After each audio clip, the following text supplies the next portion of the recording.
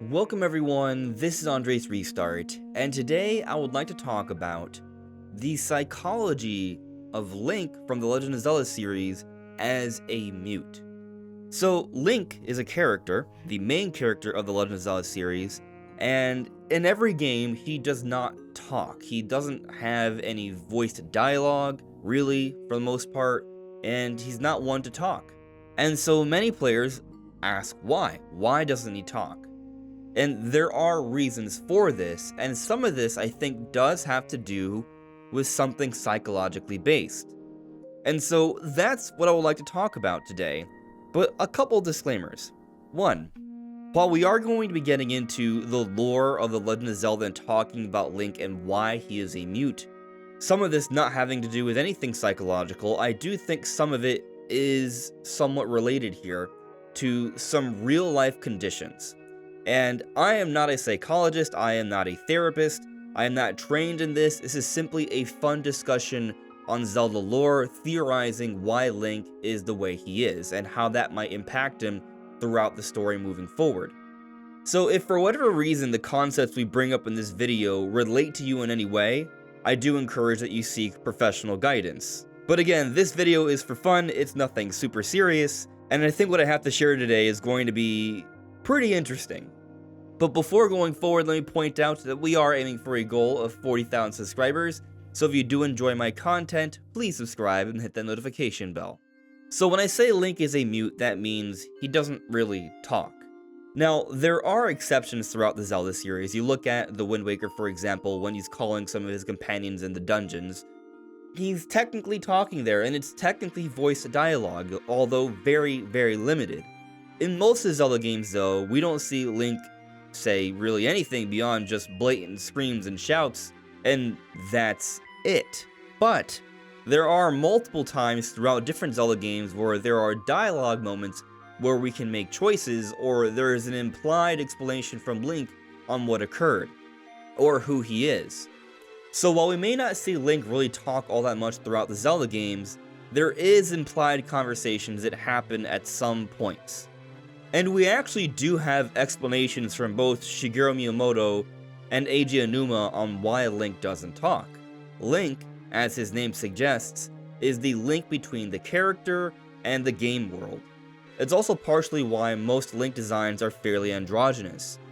The devs of Zelda want you to use Link as the avatar to feel more at home with the world and to buy into it and immerse yourself, to think of you as the character. That's the explanation that's been given many times for the different Zelda games. Although some fans, myself included, feel like it's maybe a bit of an excuse, because the reality of the situation is a lot of fans are accustomed to a lot of main characters not talking. It's not like Link is the only character in video games that doesn't talk. Many don't talk. And the moment that Nintendo introduces a voice for Link, there is certainly going to be controversy. There's certainly going to be division. And maybe that's another reason why Link doesn't talk in the games, because it's a hurdle that the Zelda team may not be sure how they can address. But what I find exciting about the more recent Zelda games, Breath of the Wild and Tears of the Kingdom, this iteration of Link has a little bit more done for his character development. There's a little bit more behind him in terms of the story that's being told, and it does offer us some level of explanation as to why he doesn't really talk, beyond just, hey, this makes sense for gameplay reasons. So in Breath of the Wild, you can find Zelda's Diary, where she writes about some of her interactions with Link. And there's this segment here that says this: "Bit by bit, I've gotten Link to open up to me. When I finally got around to asking why he's so quiet all the time, I could tell it was difficult for him to say. But he did. With so much at stake and so many eyes upon him, he feels it necessary to stay strong and to silently bear any burden, a feeling I know all too well. For him, it has caused him to stop outwardly expressing his thoughts and feelings. I always believed him to be simply a gifted person who had never faced any day of hardship. How wrong I was. Everyone has struggles that go unseen by the world. I was so absorbed with my own problems, I failed to see his. I wish to talk with him more and to see what lies beneath those calm waters, to hear him speak freely and openly. And perhaps I too will be able to bare my soul to him and share the demons that have plagued me all these years. So this segment here from Zelda's Diary really tells us such a huge amount of information about both of these characters. It heavily hints at the strong relationship and connection between Link and Zelda. It helps to fuel the many beliefs that Link and Zelda are in a romantic relationship. Of course, not everyone agrees it's a romantic relationship, even though there's a lot of evidence that I think could support this idea. The main point here is that they have a very strong, intimate relationship, and clearly they are very close. But beyond this, this actually tells us the reason why Link doesn't talk. And it's because there's so much at stake and so many eyes upon him. He feels it's necessary to stay strong and to silently bear any burden. So there is a societal pressure, and it has caused him to stop outwardly expressing his thoughts and feelings. And so when I first saw this passage, back when I played Breath of the Wild initially, I thought, oh, okay, Link is simply making a decision to be very stoic, and this is a sacrifice he needs to make for the betterment of his society. And so I had theorized that with Tears of the Kingdom, now that years have passed and that society is no longer around and they're starting to return to a norm, that we could see Link start to open up even more and talk to more people beyond just Princess Zelda. And yet, we don't really see that at all throughout Tears of the Kingdom. It's pretty much par for the course. His expressions are still minimal, his dialogue is still only implied occasionally, and there is no voice dialogue from Link beyond just the grunts, shouts, and chuckles. Which leads me to the overall point of this video. Could it be that there is some sort of condition that Link is suffering from? And I think so. I think the condition that we're seeing from Link is at least very similar to something called selective mutism. According to nhs.uk/mental health, experts regard selective mutism as a fear, a phobia, of talking to certain people. This cause is not always clear, but it's known to be associated with anxiety. So here, what I find interesting is it's talking about a fear of talking to certain people. Link is a mute, but only selectively, because we know he has discussions with Zelda in private. And throughout the history of Zelda, there are examples of Link having some level of conversation, even if it's limited.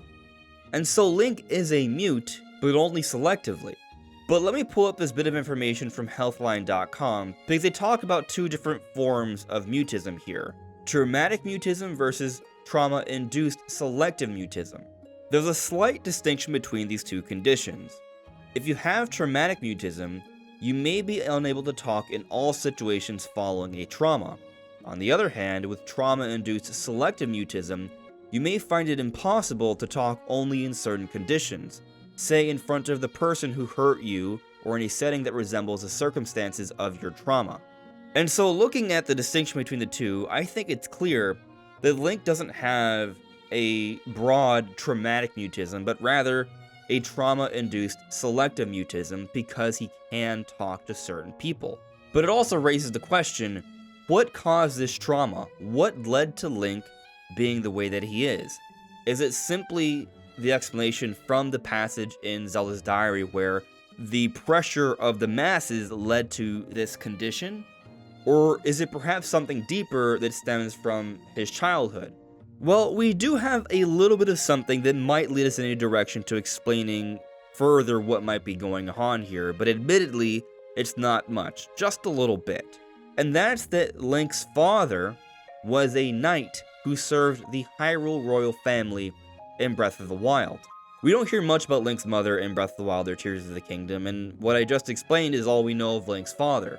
None of those characters are around. They aren't shown in Hyrule Warriors Age of Calamity when we go back to the past to explore the past. They aren't brought up in the flashbacks either for Breath of the Wild or Tears of the Kingdom. That's it. So his parents are out of the picture, and however that happened, I'm sure that alone could be traumatic and perhaps could lead to his selective mutism.